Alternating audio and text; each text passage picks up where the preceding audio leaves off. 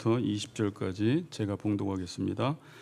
갈릴리 해변에 다니시다가 두 형제 곧 베드로라 하는 시몬과 그의 형제 안드레가 바다에 금을 던지는 것을 보시니 그들은 어부라. 말씀하시되 나를 따라오라. 내가 너희를 사람을 낚는 어부가 되게 하리라 하시니 그들이 곧 그물을 버려두고 예수를 따르니라. 아멘. 우리 최 목사님 나오셔서 내가 되게 하리라 라는 제목으로 말씀 전해주시겠습니다.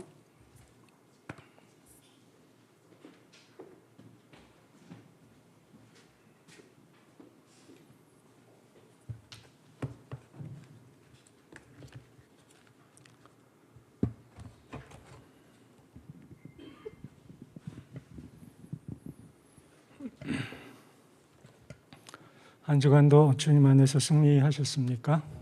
예. 이렇게 앉아 계신 인원을 보니까 영상으로 또 예배에 참여하시는 분들도 상당히 많으시리라는 생각이 듭니다. 비록 우리가 함께 이렇게 한 자리에서 예배하지는 못하지만 그 영상을 통해서도 하나님이 동일하게 역사하시고 또 말씀 가운데 은혜 주시리라 믿습니다. 예. 이제 말씀을 시작해도 되겠습니까?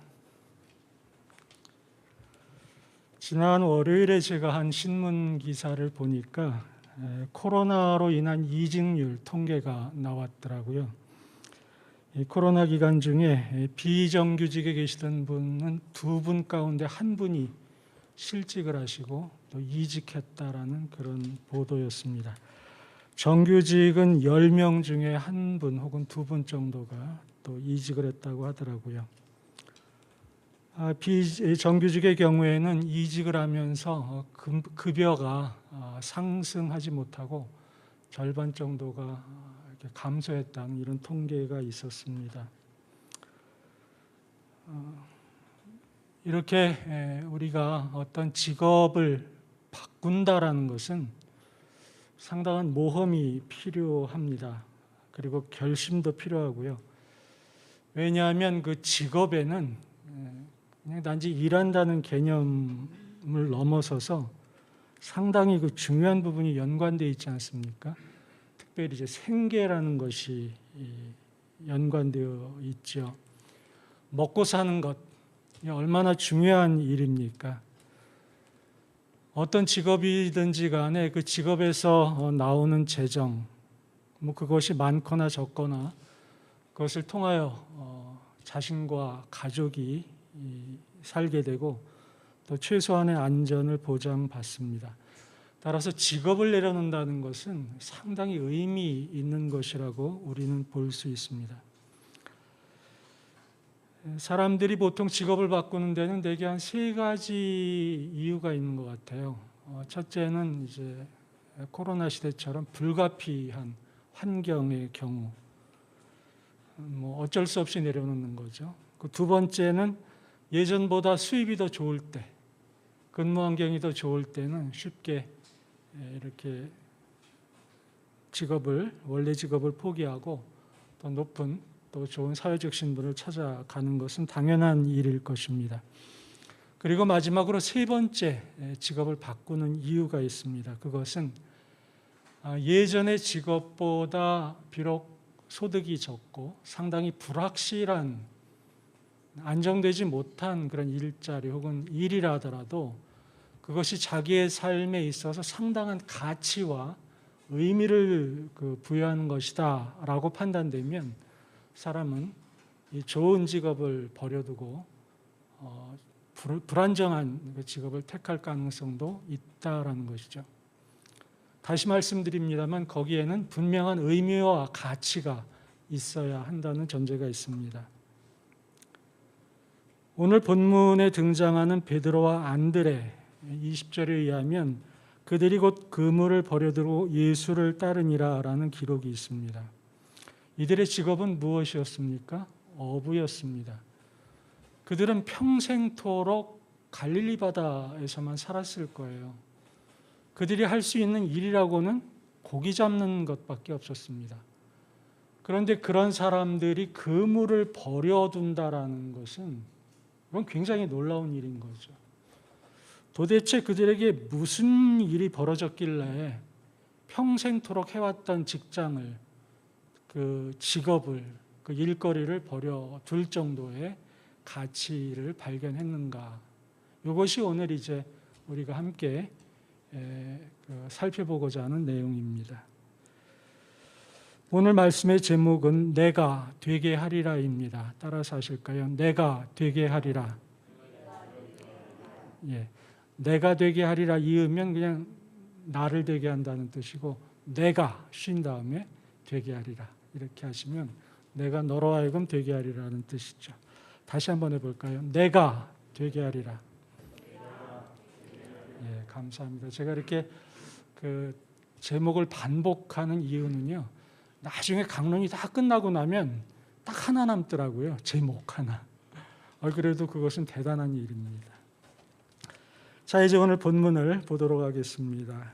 18절, 19절을 제가 봉독해 드립니다. 갈릴리 해변에 다니시다가 두 형제 곧 베드로라 하는 시몬과 그의 형제 안드레가 바다에 금을 던지는 것을 보시니 그들은 어부라. 말씀하시되 나를 따라오라. 내가 너희를 사람을 낚는 어부가 되게 하리라 하시니. 베드로와 안드레가 왜 그물을 버려두고 예수님을 따랐습니까? 그 답은 19절에 나와 있습니다. 예수님께서 부르셨거든요. 나를 따라와라. 내가 너희를 사람을 낚는 어부가 되게 할 것이다 라는 그 말씀 때문에 그들은 그물을 버렸습니다. 그런데 좀 이상하지 않습니까? 어떻게 그 말 한마디로 그물을 버려둘 수 있을까라는 거죠. 제가 만약 우리 집사님께 지금 하시는 일을 다 버려두십시오. 저를 따르십시오. 그리고 선교지로 같이 가십시다. 요 말씀 한마디를 드리면 아멘 그렇게 하고 따라오실 수도 있겠지만 또 그렇지 않을 수도 있습니다. 무엇을 말씀드리고자 하냐면 그들은 예수님의 말씀하심에 최면에 걸려가지고 그를 따랐다는 것은 아닙니다. 왜냐하면 다른 복음서를 보면 그 전 단계의 작업들이 있어요. 그 중에 하나가 요한복음 1장을 보면 안드레가 그 베드로에게 예수님을 메시아로 소개합니다. 거기에서 그는 예수님이 메시아라는 어떤 심증을 갖게 돼요. 그 다음에 그 누가복음 5장에 보면 그물이 찢어질 정도의 그러한 물고기를 낚게 되죠. 그리고 베드로는 자신이 죄인이라는 것을 고백합니다. 곧 이 본문에서의 말씀을 듣기 전에 이미 베드로의 마음속에는 저분이 정말 범상치 않은 분이구나. 나아가서 저분이 정말 성경에서 예언하는 메시아구나 라는 이런 마음을 가졌음을 우리는 알 수 있습니다. 따라서 그는 예수님이 자신을 따라오라라는 이제 어떤 명령을 하실 때 갈등했을 겁니다. 내가 그물을 포기하고 따라야 할 것인가? 혹은 그물을 붙잡고 예수님 따르는 것을 포기할 것인가를 이것을 이제 저울질했을 겁니다.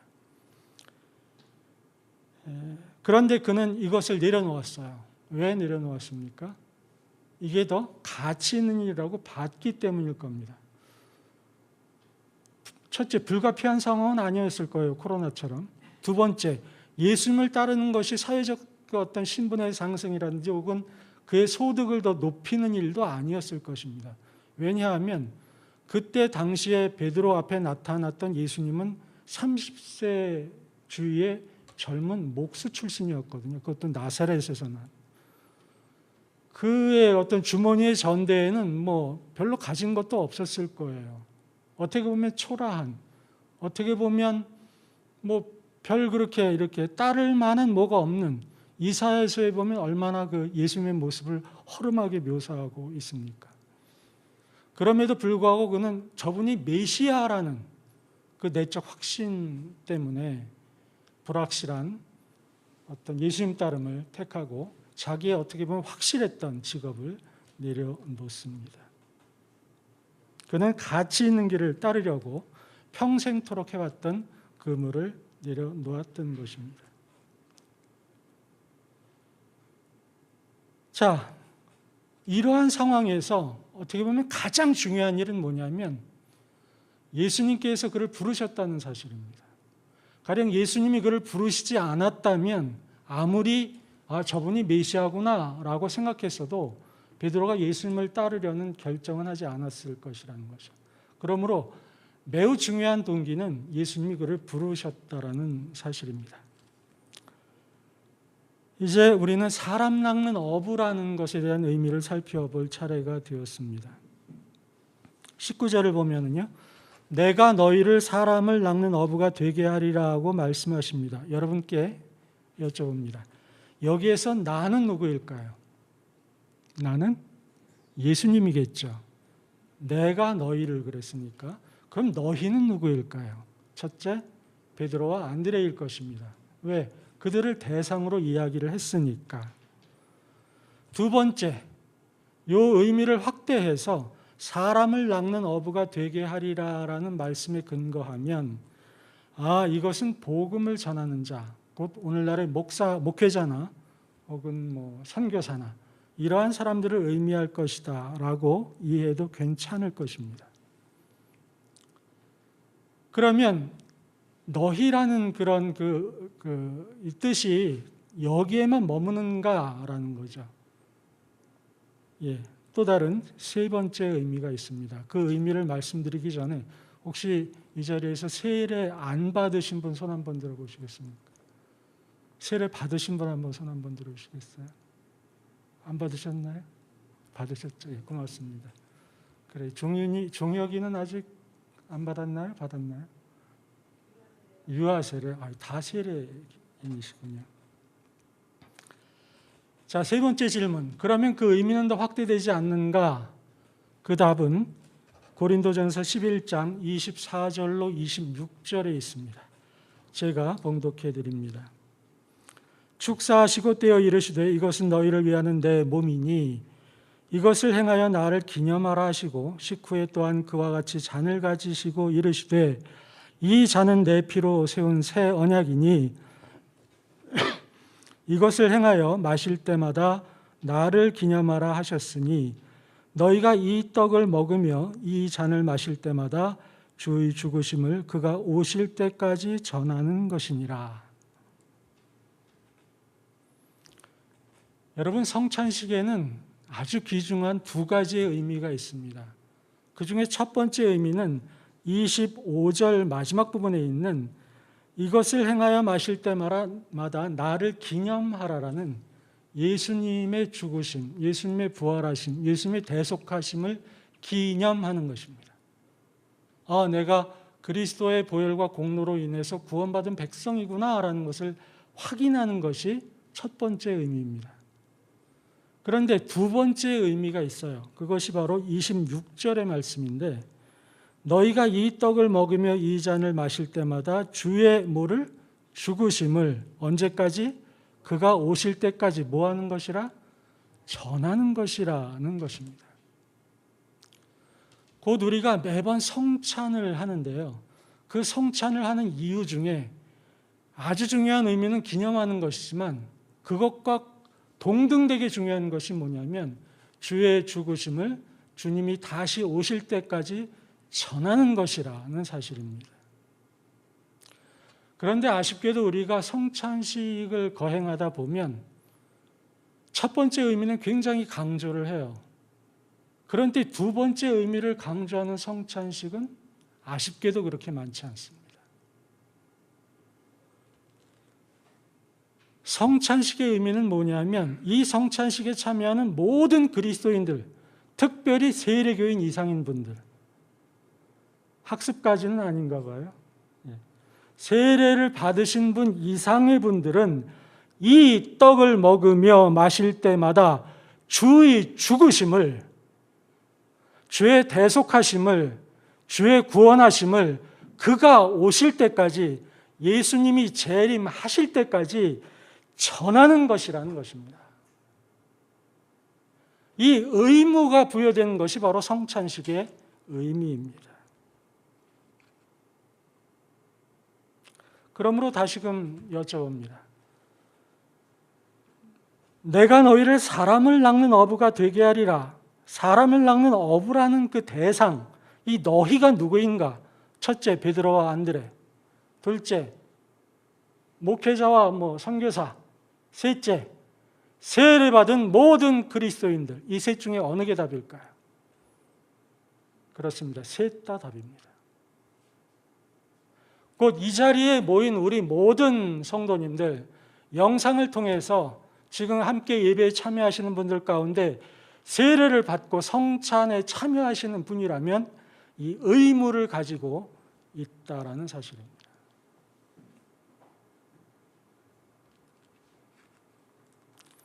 다시 말씀드립니다. 저는 사람을 낚는 어부입니다. 여러분은 누구십니까?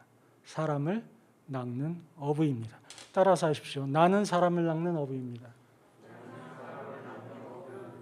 예, 인정하십니까? 예, 그럼 몇 분에게 말씀하십시오. 당신은 사람을 낚는 어부입니다. 옆에 있는 분에게. 예, 그 말씀을 인정하십니까? 예. 이제 그 말씀 가운데 사람을이라는 단어에 우리가 집중해 보시죠. 이 사람을 낚는 어부에서 예수님은 어부라는 단어를 쓰세요. 왜 어부라는 단어를 쓰셨을까요?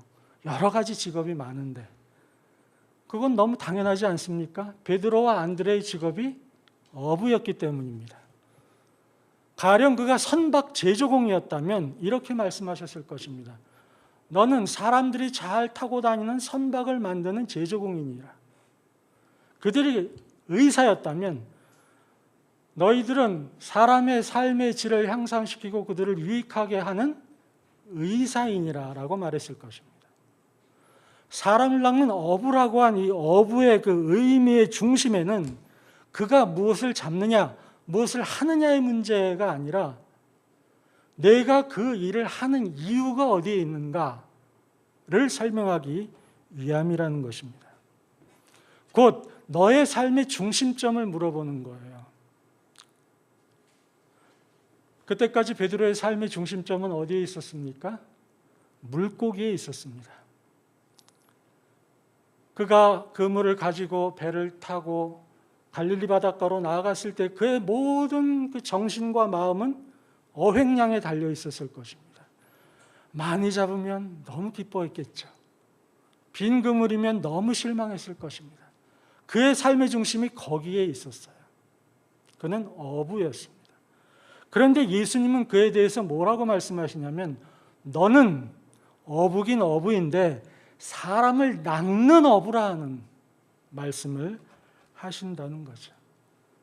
곧 너는 하는 일이 비록 물고기를 잡는 일이지만 사실 너의 삶의 중심점은 여기에 있는 것이 아니라 여기 사람에게 있다라는 말씀을 하시는 것입니다.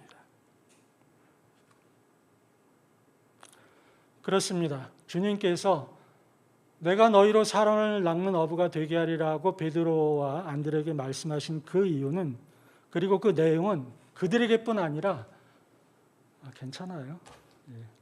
제가 예전에 유 목사님 이제 강론하실 때 아래 앉아서 예배를 드려본 적이 있어요. 근데 몇 차례 했는데 이게 여러분 아래에서 위를 보시더라고요. 근데 빛이 강해요. 이게 설교자는 여러분을 봐서 빛을 별로 인식을 하는데 여러분은 빛을 받기 때문에 눈이 피로하더라고요. 그래서 저도 부끄러운 고백이지만 2번 정도 졸 뻔했습니다. 그러니까 제가 여러분 이렇게 살짝 정신을 놓으시는 것 이해합니다. 코만 골지 마십시오. 어디까지 했죠? 그렇습니다. 이 말씀을 통해서 예수님은 우리가 삶의 포커스, 삶의 중심점이 어디에 있는가를 한번 보게 하는 그런 말씀이라는 것입니다. 이제 살펴볼 것은 사람을 낚는 어부라는 그 말씀 속에 낚는이라는 단어를 생각해 보시죠. 여러분이 낚는다라는 말 어떻게 생각하세요? 사실 오늘날 사회에서 이렇게 낚시를 해서 낚는, 물고기를 낚는 이런 건 좋은 개념이겠지만 일반 사회에서 통용되는 낚다라는 개념은 별로 그렇게 긍정적이지 않습니다. 나는 낚였어. 그런 별로 기분 안 좋은 일을 당한 거잖아요. 남으로부터 유혹받거나 혹은 속임당해서 부정적인 결과를 얻었다라는 것이 낚였다라는 말 아닙니까? 그러므로 사람을 낚는다 그러면 우린 보통 물고기를 낚는 것이 아니라 사람을 낚으니까 저 사람에게 어떻게 보면 그 정당하지 못한 방법으로 나의 욕심을 채우는 이러한 그런 뉘앙스를 우리가 보통 이제 가질 수 있다라는 것이죠. 제가 이 말씀을 드리냐면 이제 전도할 때 이런 마음이 은근히 있을 때가 있어요. 사람을 나는 낚는 거지 그래가지고 전도할 때 한번 가봐. 개똥엄마 교회 가면 최고야. 뭐가 최고인지도 몰라요. 그냥 가면 좋은 게 많어. 뭐 그분의 그 뜨거운 마음은 알겠습니다만 왜 교회 가면 좋은지, 왜 신앙하면 좋은지 그런 것도 전혀 설명하지 않은 채 그냥 가자라고 하면 뭐 어떻게 쉽게 따라갈 수 있겠습니까?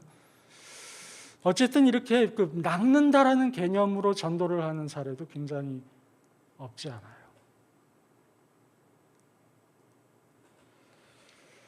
그런데 이 사람을 낚는 어부라는 이 단어를 원문에서 찾아보면은요, 아쉽게도 이 낚다라는 단어가 없습니다.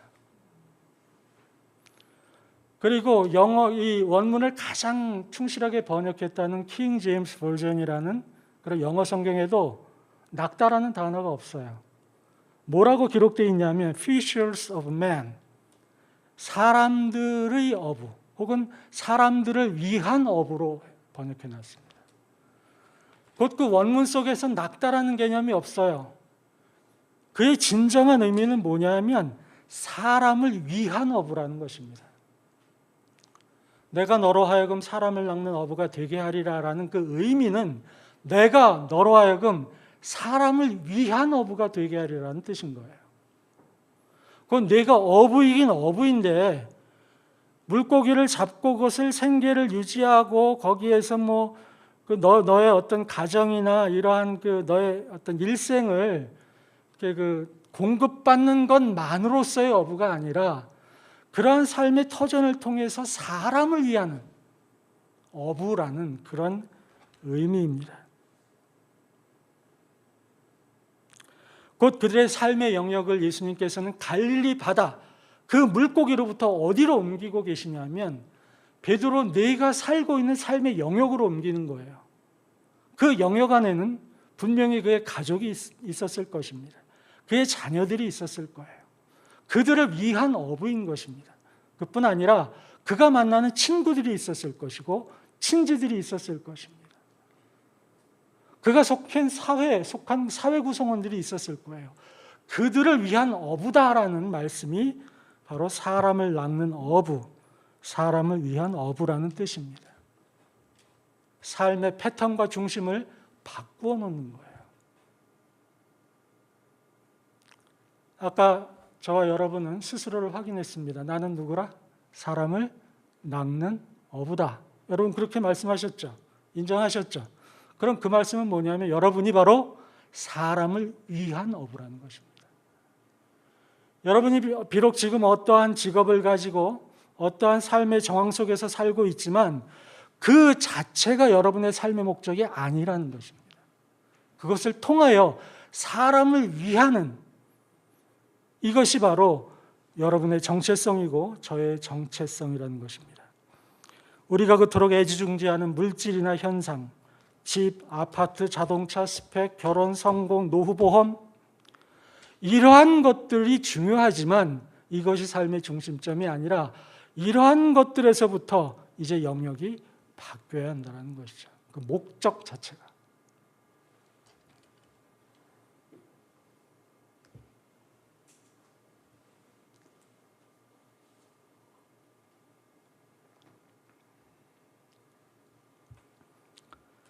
이제 살펴볼 것은 되게 하리라라는 의미입니다.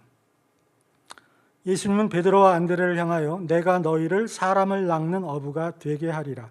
곧 이 말씀의 제일 앞에 내가 그 다음에 되게 하리라라고 말씀을 하시는 거죠. 이 내가 되게 하리라라는 말씀 속에는 크게 세 가지의 뜻이 있습니다. 첫째, 시기에 관한 문제입니다. 언제 되게 할 것인가라는 것이죠. 그 시기에 관해서도 또 세 가지를 살펴볼 수 있는데요. 그 첫 번째는 뭐냐면 언제 되게 하는가? 바로 지금부터 되게 한다라는 뜻입니다. 지금부터. 베드로는 그리고 안드레는 갈릴리 바닷가에서 이 말씀을 듣습니다. 내가 너희로 사람을 낚는 어부가 되게 하라는 말씀을 들어요. 그 말씀을 듣고 그는 어떻게 합니까? 그물을 버려둡니다. 그리고 예수님을 따라요. 그 말씀을 듣는 그 순간이 바로 뭐냐면 예수님을 따르기 시작하는 출발점이 되는 것입니다.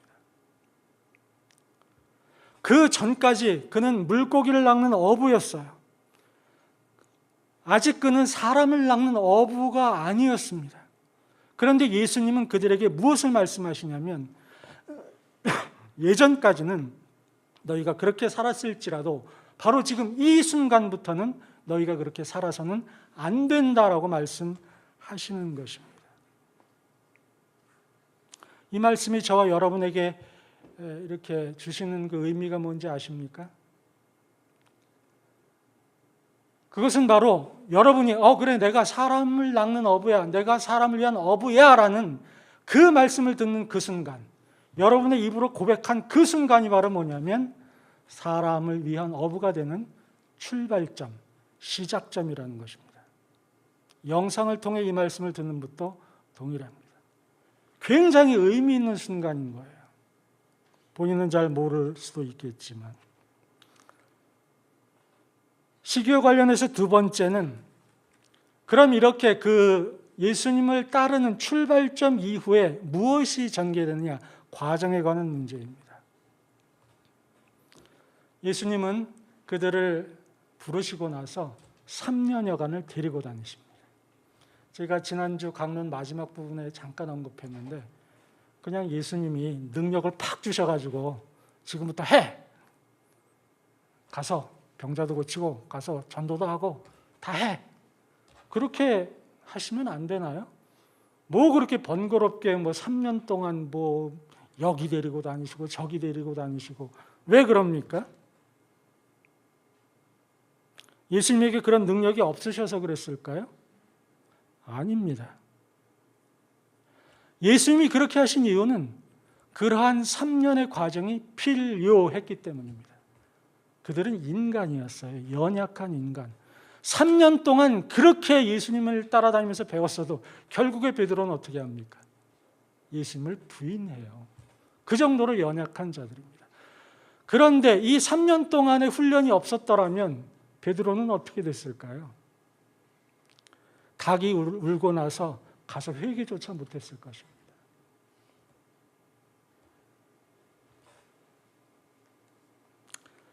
예수님은 마태복음 17장 17절에서 이렇게 말씀하십니다. 내가 얼마나 너희와 함께 있으며 얼마나 너희에게 참으리요 라고 말합니다. 내가 얼마나 너희와 함께 있어야 되겠느냐. 그 말씀은 예수님이 제자들을 이렇게 함께 하시면서 그들에 대한 가르침에 최선을 다했음을 알 수 있어요. 그럼에도 불구하고 그들은 연약하기 때문에 제대로 따라오지 못한 것이죠. 과정이 필요했다라는 것입니다. 여러분, 사람을 낚는 어부가 되는 것은 그냥 될 수 없어요.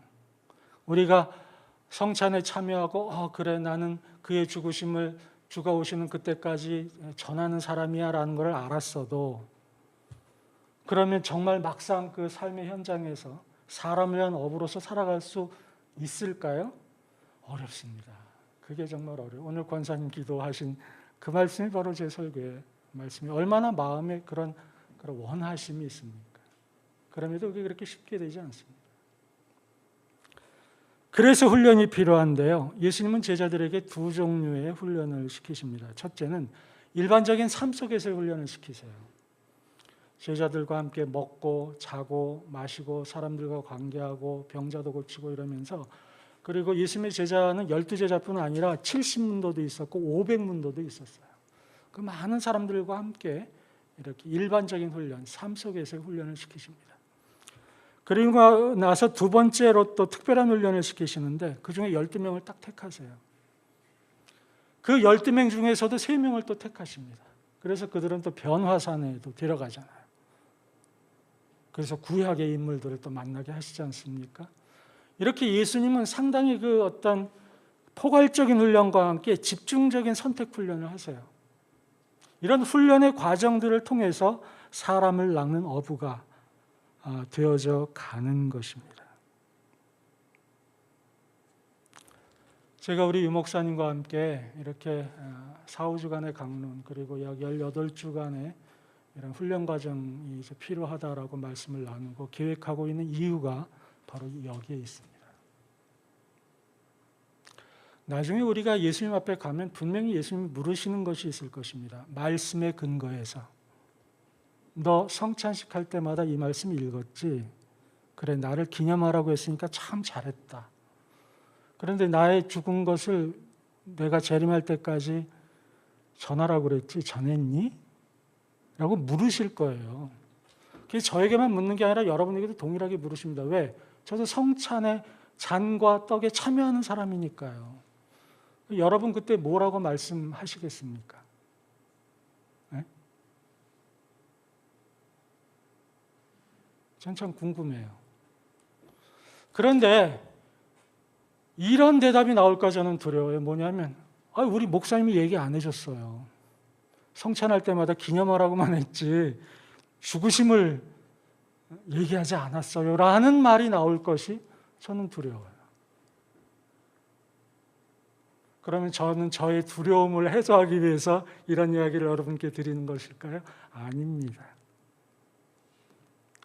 오히려 그 말씀을 깨닫고 그 일에 저도 참여하고 여러분도 참여하게 되면 어떤 일이 벌어지냐면 나중에 하나님이 주시는 상급을 우리가 받을 수 있다는 것이죠. 다니엘서에서 말하고 있어요. 의로 돌아오게 하는 자는 하늘의 별과 같이 빛날 것이라고 약속하고 있습니다.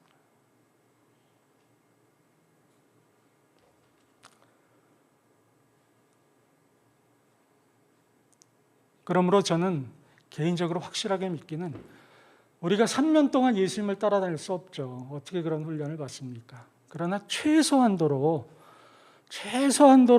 죄 죽으심을 전할 줄은 알아야 될 거 아니에요. 근데 우리는 뭐 무턱대고 예수 믿으세요. 뭐 교회 가면 좋습니다. 우리 목사님 설교 좋아요. 이거는 전도의 행위가 아닙니다. 제가 보기엔 일종의 낚는 행위라고 생각을 해요. 그러므로 우리 모든 그리스도인들은 거기에 대한 훈련을 저는 받아야 한다고 생각합니다. 최소한도로. 그것을 생각한 것이 18주간의 훈련이에요. 그런데 저의 역량에 문제가 있어서 여러분들의 모든 분들이 함께 했으면 좋겠지만 그렇지를 못해서 순차적으로 이제 훈련이 되어져야 된다라고 생각을 했고 어떤 분은 먼저 받고 어떤 분은 좀 후순위에 받으시겠지만 어쨌든 세례를 받으신 모든 분들은 이렇게 주의 죽으심을 전하는 어떻게 전해야 하는가라는 훈련의 과정은 반드시 있어야 된다는 것입니다. 왜? 우리는 나중에 예수님 앞에서 여기에 대한 질문을 받게 될 것이기 때문이라는 거죠. 시기에 관련해서 세 번째의 의미가 있는데 언젠가 멋진 때를 맞는다는 것입니다. 훈련이라는 것은 쉽지 않습니다. 3년 동안 제자들이 얼마나 힘들었겠어요. 나중에 베드로는 칼을 빼가지고 말고의 귀를 자르는 목숨까지도 내놓는 그러한 어떤 모습을 보이지 않습니까? 훈련은 쉽지 않습니다. 여기에서도 진행되는 18주의 훈련도 쉽지 않아요. 요구하는 것도 많고 뭐 이거 해라 저거 해라 많이 합니다. 그런데 여러분 이 모든 훈련을 마친 다음에 베드로가 사도행전 2장에서 보이는 장면이 어떤 건지 아시죠? 사도행전 2장 41절을 제가 읽어드립니다. 그 말을 받은 사람들은 세례를 받으며 이날의 신도수가 3,000이나 더하더라. 누가 말을 한 건가요? 베드로가 말을 한 겁니다. 여러분 이 삶의 그 질과 크기가 달라진 거 여러분 보이십니까? 삶의 영역과 의미와 가치가 달라진 것이 보이시나요? 평생토록 갈릴리 바다에서 고기를 잡고 어획량만 그냥 전전긍긍하며 살던 이 사람이 그 말 한마디로 3,000명이 회개하여 구원 속으로 들어가는 거기에 그 어떤 중심점에서 이것 그렇다고 해서 이것이 최고고 이거는 뭐 최악이다, 그걸 말씀드리는 것이 아닙니다. 저는 가치의 비교를 이야기하는 거예요. 다 목사가 되고 선교사가 돼서 그거 알아, 그런 얘기 아닙니다. 제가 드리고자 하는 말씀은 삶의 중심점을 내가 뭘 먹느냐, 뭘 입느냐, 내가 무슨 뭐를 갖추느냐에만 몰입하고 사는 이 삶과 하나님이 내게 요구하시는 가치를 택하고 그것을 살아가게 될 때 얻게 되는 놀라운 열매를 이야기하는 것입니다. 이것이 시기입니다. 그 때가 있는 거예요. 그것을 하나님은 맛보게 하십니다. 누가? 여러분이.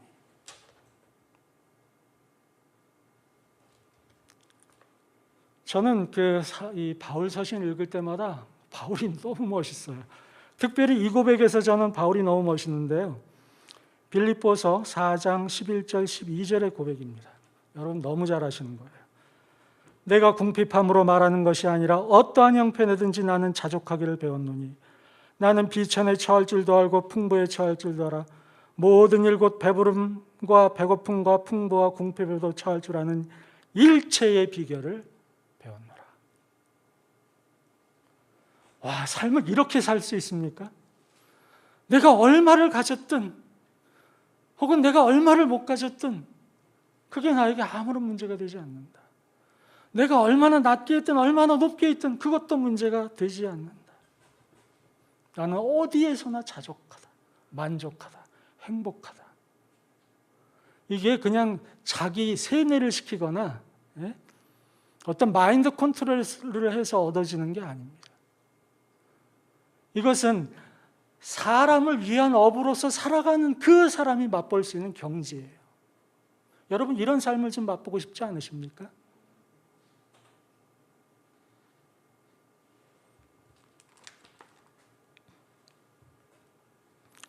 내가 되게 하리라는 말씀 속에는 두 번째로 예수님의 의지가 있습니다. 의지가 담겨져 있어요. 요한복음 1장 42절에서 예수님이 베드로를 첫 번째 만났을 때 이렇게 말씀하세요. 첫 만남에서 데리고 예수께로 오니 예수께서 보시고 이르시되 내가 요한의 아들 시몬이니 장차 게바라 하리라. 첫 만남에서. 여러분 그 시몬이라는 이름의 뜻은 사막 혹은 광야 혹은 모래 이런 의미가 있다고 합니다. 그런데 게바는 번역하면 베드로라고 하잖아요. 반석, 돌덩어리입니다. 첫 번째 만난 사람한테 그러는 거예요. 너는 지금 모래 같은 존재지만 이제 돌덩어리처럼 튼튼한데 거대한 반석이 될 거야 라고 첫 번째 만남에서 이야기를 하십니다. 여러분 모래가 바위가 된다. 그냥 될까요? 아닙니다. 모래가 바위가 되기 위해서는 엄청난 열과 압력을 받아야 합니다. 아주 오랜 기간 동안 꽉 눌림이 되어야만 그 안에서 융해가 되고 그리고 거기에서 바위가 탄생하게 됩니다. 거기에는 내가 너로 하여금 모래 같은 너를 바위 같은 존재로 만들기 위한 이러한 노력과 열심이 너에게 이제부터 작용되기 시작할 것이다 라는 의미인 거예요. 그런데 그것은 단지 베드로에게만 있었던 일입니까? 아닙니다. 성경의 모든 인물이 다 그랬어요. 그 대표적인 예가 아브라함입니다. 창세기 17장 5절에서 이렇게 말씀하죠. 이제후로는 내 이름을 아브람이라 하지 아니하고 아브라함이라 하리니 이는 내가 너를 여러 민족의 아버지가 되게 함이니라. 여러분 아브람이라는 뜻은 큰아버지라는 뜻입니다. 큰아버지. 그런데 아브라함은 무슨 뜻인가요? 열국의 아버지라는 뜻입니다. 단지 한 그 족속의 한 가문의 큰아버지에서 열국 모든 나라의 아버지가 되게 할 것이다 라고 말씀하는 거예요. 이 말씀이 바로 언제의 이야기인가? 창세기 17장 때입니다. 아브라함이 99세가 되어서 이제 이삭의 출생 언약을 받을 때 이때 이 말씀을 하십니다. 내가 큰아버지에서 열국의 아버지가 되기까지 그냥 되는 것이 아니다. 여기에는 내가 너에게 주는 연단의 과정, 내가 너에게 주는 압력의 과정, 내가 보기엔 어렵고 힘든 일이라 할지라도, 내가 너의 독생자인 이삭을 나에게 바치게 하는 요구를 받을지라도 너는 그 일을 감당할 만큼의 사람이 될 것이다 라는 그 의지라는 것이죠. 이러한 하나님의 의지는 신약에서도 계속됩니다. 고린도후서 1장 1절에서 사도 바울은 스스로 이렇게 고백합니다. 하나님의 뜻으로 말미암아 그리스도의 예수의 사도된 바울이라고 스스로를 고백해요.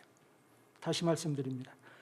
하나님의 뜻으로 말미암아 그리스도 예수의 사도된 바울. 자, 여러분 이 말씀 속에서 그래 나는 하나님의 사도가 될 거야, 되고 싶어라는 바울의 의지가 있나요? 없습니다. 나는 근데 사도가 안 되면 안 돼요. 그런 거 없습니다. 하나님의 뜻으로 말미암아 그리스도 예수의 사도로 하나님께서 만들어 가시는 거예요. 하나님의 의지가 있는 겁니다.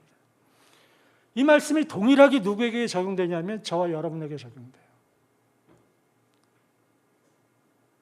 사람을 낚는 어부, 사람을 위한 어부가 쉽게 되지 않는다고 그랬죠. 걱정 안 하셔도 됩니다. 하나님이 그렇게 만드십니다. 하나님의 의지라는 거예요.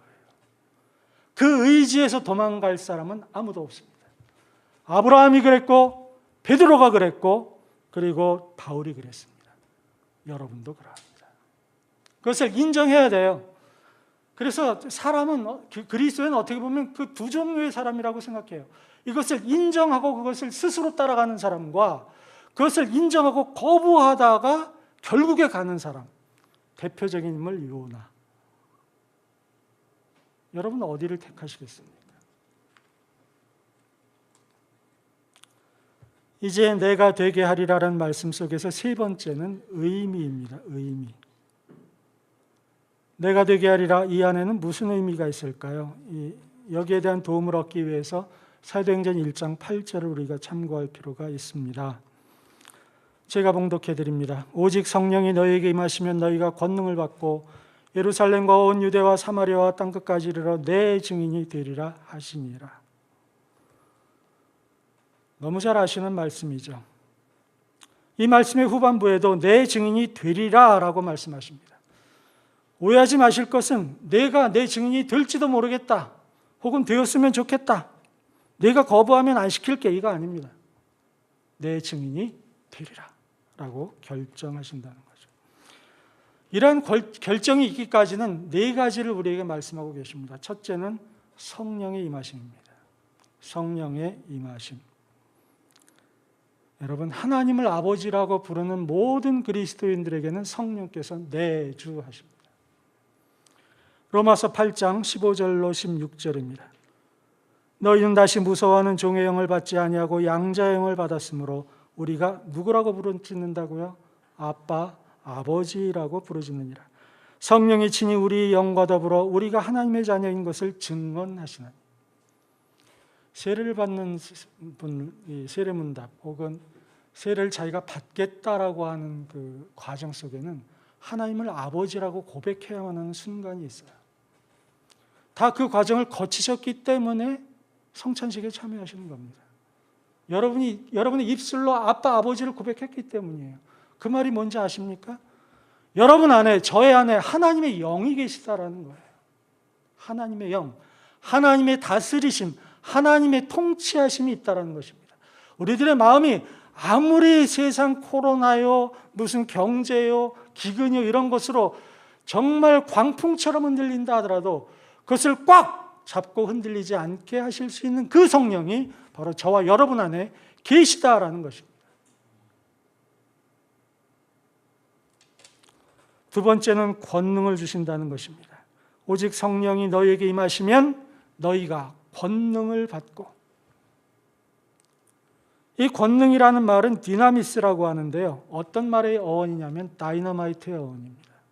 다이너마이트. 하나님께서는 우리가 사람을 낚는 어부고 사람을 위한 어부, 내가 이러한 어떤 나의 삶의 그 개인적인 삶 중요하긴 하지만 여기에 매몰되지 않고 정말 사람을 위한 더보다 적극적인 삶으로 바뀌어지게 될 때 여기에서 하나님이 어떤 일을 벌이시냐면 다이너마이트를 터뜨리시는 하나님의 일을 하기 시작합니다. 내가 전혀 기대하지 못했던 일들을 내 삶 속에서 발견하게 하세요. 옛날에는 아무리 깨려고 해도 안 깨졌던 가족 간의 문제, 아무리 대화를 해도 풀리지 않던 부부 간의 관계, 아무리 사회 속에서 내가 극복하려 했던 어떤 장애의 부분들, 하나님께서 터뜨리십니다. 저의 말이 아니라 성경의 약속이에요. 제가 이 권능에 대해서 더 깊게 다루고 싶지만 지금 그만한 시간이 허락되어 있지 않아요. 한 가지만 말씀드립니다. 여러분이 권능을 체험해 보십시오. 여러분 권능을 방언에서 왈랄하는 것으로 생각하지 마세요. 그거 안 해도 예수님이 좋아하신 일을 얼만큼 많이 할 수 있습니다. 예언해서 네가 어떻게 될 거야, 어떻게 저거 될 거야, 그런 거에 속지 마십시오. 그것은 터트려야 할 다이너마이트와 비교해서는 아무것도 아닙니다. 우리 삶 속에서 정말 예수님을 믿으니 이렇게 행복하구나. 내가 풍부에 처할 줄도 알고 비천에 처할 줄도 알고 어떠한 삶의 지경에서 내가 모든 비결을 배웠다라는 그 삶의 이 누림을 가질 수 있다는 것이죠. 그런 자신감 갖고 살고 싶지 않습니까? 그리고 그것을 한번 체험해 보고 싶지 않으세요?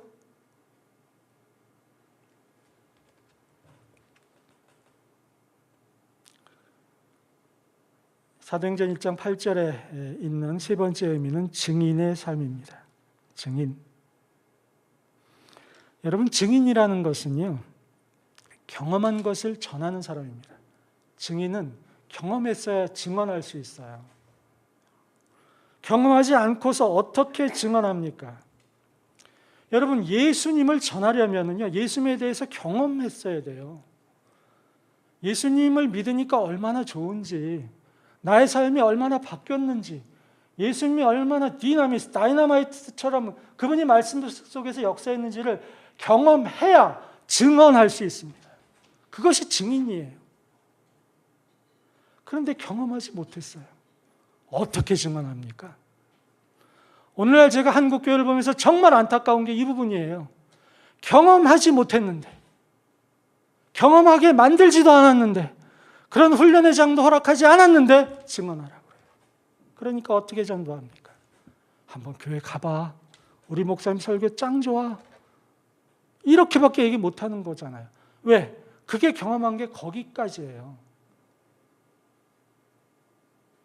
그분께서 경험한 것이. 그러므로 이는 성찬식에 참여하려면 그 마음속에 생각해야 될 것은 뭐냐면 내가 지금 얼마나 증언할 것을 가지고 있는가를 물어봐야 된다는 것입니다.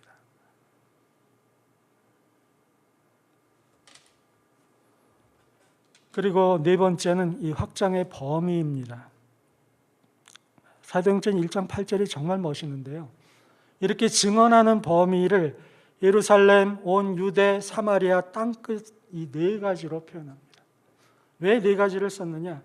첫째, 예루살렘은 여러분 잘 아시는 바와 같이 자신이 속해 있거나 접근하기 쉬운 공동체를 말합니다. 예루살렘, 자기가 사는 동네잖아요. 자신의 가정, 자신의 이웃, 자신의 직장, 자신의 학교가 있는 지역이 바로 예루살렘입니다. 거기서 경험하는 거예요. 그리고 거기서 증언하는 겁니다. 그런데 거기에서만 머무르는 것이 아니라 온 유대로 갑니다.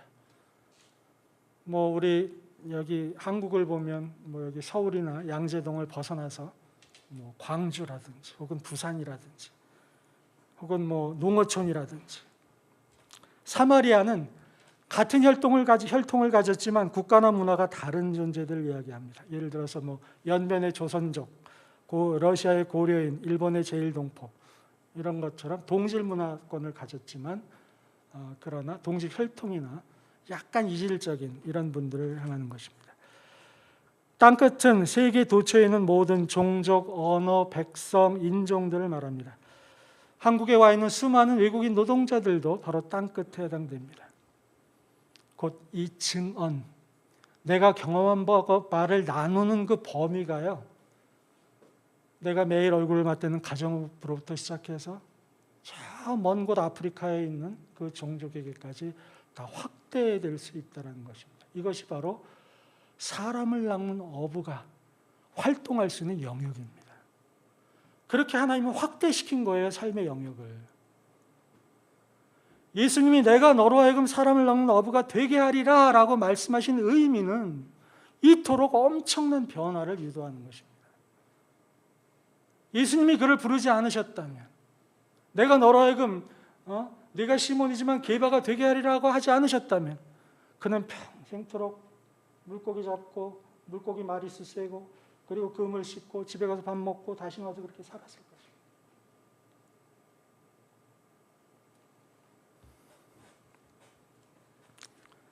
이제 결론부 쪽으로 갑니다. 아직 약간 내용은 남았어요.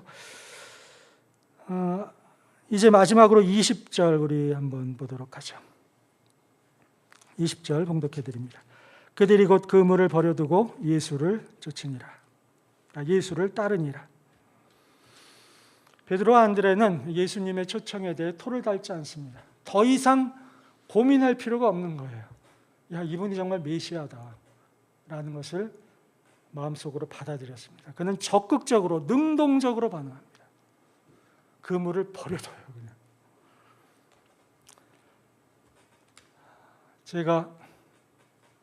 내가 너희로 사람을 낳은 어부가 되리라라는 말씀을 드리는 그 순간이 시작점이라고 그랬잖아요. 출발점.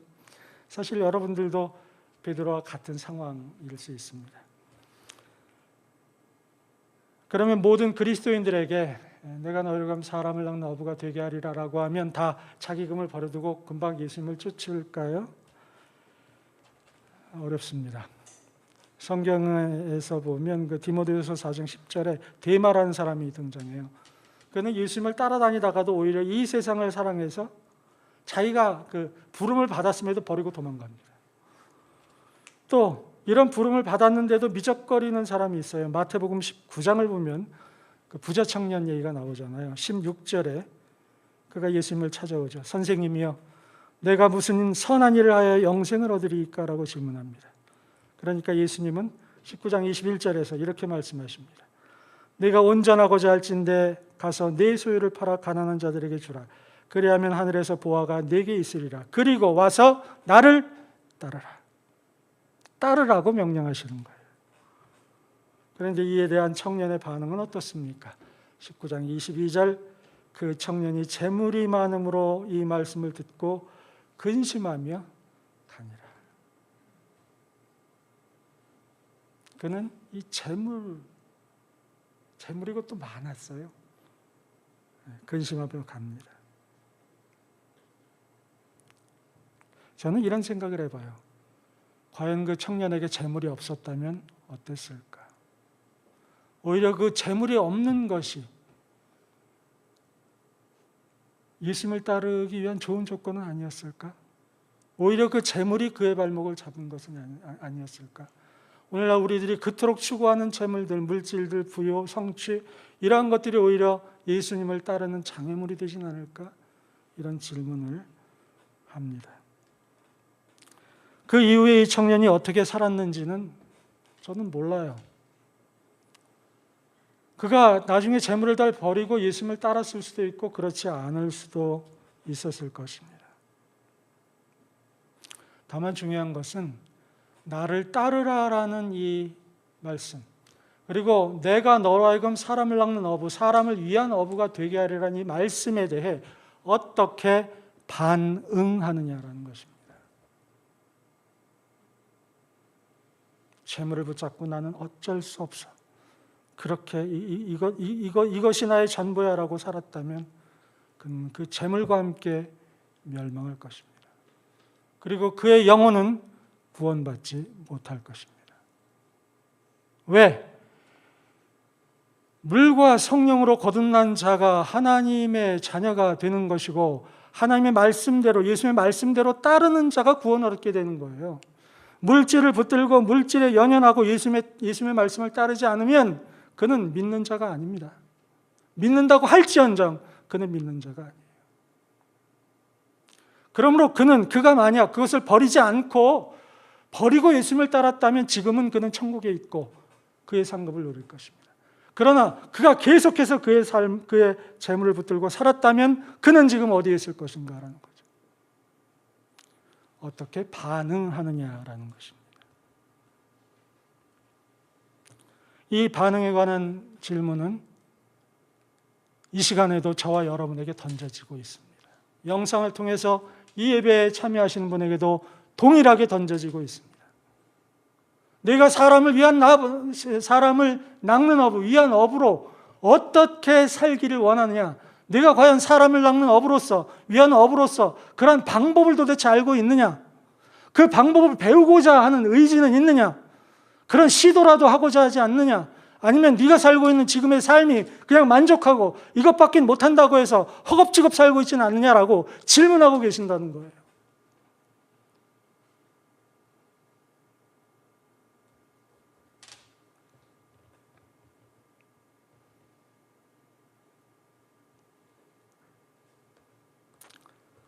한 5분 정도 남았네요. 일반적인 제 강론 시간이 40분에 끝나는데 그 시간만 이제 말씀드리고 맺겠습니다. 제가 지난 주간인가요? 우리 유 목사님과 대화를 나누면서 우리 하나님은 참 꼼짝 못하게 하신다 이런 말씀을 나눴어요. 그게 뭐냐면 제가 한국에 온 지 벌써 4, 5년이 돼가니까 선교사로서 너무 답답해요. 근데 지난번 이제 첫 번째 수술 받고 항암 받고 이제 다 몸이 괜찮아져서 원래 계획도 이제 다 이제 중단됐던 후원도 막 채워지고 그래서 작년 이제 중반 정도에 이제 선교지를 가야 되겠다 계획을 세우고 선교지 다 결정하고 동역자 다 만나고 이래서 세팅이 딱 됐어요. 그래서 제가 듣기로는 확정된 건지는 모르겠는데 우리 여기 같이 걷는 교회에서도 저를 위해서 기도하고 물질로도 함께 하려는 계획도 세우셨다는 말을 제가 들었거든요. 정확한지는 모르지만 그래서 이런 준비가 다 돼 있다라고 생각됐는데 덜컥 그냥 이번 올해 말 정도부터 몸이 이상해지더니 제발 이렇게 되더라고요. 그러니 수술 받고 항암하고 하니까 꼼짝 못하고 이제 내년 한 상반기까지는 머물게 됐어요.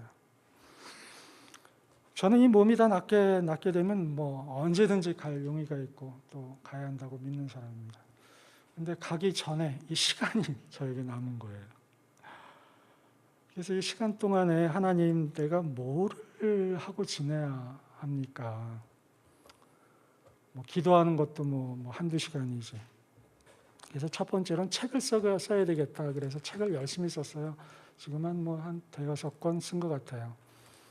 열심히 썼는데 참 마음속에 이렇게 또 하나 오는 감동 아닌 부담이 있었습니다. 그게 뭐냐면 이제 유 목사님과 우리 같이 걷는 교회를 위한 사랑, 감사함 이런 것들이었어요. 제가 선교지로 가기 전에 꼭 하나는 좀 이렇게 제가 섬길 수 있는 부분이 없을까 이렇게 고민을 했고 또 이 부분에 대해서 우리 유 목사님과 대화를 나눴습니다. 그래서 그 중에 하나는 제가 중국에서 경험했던 교회, 중국에서 정말 내가 사람을 낚는 어부가 되게 하려는 말씀에 순종해서 사람들이 어떤 삶의 가치를 바꾸고 중심점을 바꿀 때 일어나는 어떤 놀라운 현상들을 제가 선교지에서 확인하고 발견했거든요. 근데 한국에 와서 보니까 이게 비교가 되는 거예요. 한국은 너무 잘 살고 너무 잘 준비되어 있어요. 정말 많은 것을 누림에도 못 산다 죽겠다 아주 아우성 소리가 높더라고요. 왜 이럴까? 교회는 휴양하고 찬송은 멋있고 나무랄 데 없는데 영혼은 비어 있어요. 왜 이럴까? 그래서 이러한 어떤 그리스도인들의 마음이나 그리고 우리 교회에 대한 어떤 이런 변화가 있어야 한다. 그 출발점은 부부 혹은 가정에서부터 출발해야 하고 그것을 통해서 복음이 자연스럽게 확장되어 나가야만 된다라는 이런 말씀이 나누어졌고 이것은 훈련을 통해서만 가능하다. 그냥 되는 것이 아니다라는 결론에 도달했습니다. 그래서 이런 강론이 준비됐고 앞으로의 훈련 과정이 있으니까 여러분 한번 기도해 하시고요. 저는 모든 그 성도들이 다 한 번은 받아야 되는 훈련이라고 생각합니다. 누가 앞서거나 뒤서거나의 차이일 뿐이라고 생각을 하니까요. 기도를 하시고 또 우리 목사님이 이제 광고를 하거나 이런 안내를 하실 때 결심을 해 주시기 바랍니다. 근데 이게 선착순이에요. 많은 분들을 하지 못하기 때문에 마음에 감동되시는 분들은 이렇게 신청하시기 바랍니다. 조건은 딱 하나입니다. 2사람이 1조입니다. 2사람이 1조. 그러니까 제일 추천할 것은 가족이 이제 1조가 되면 돼. 부부라든지 혹은 뭐 부부가 아니신 배우자가 안 계신 분은 뭐 가족 관계,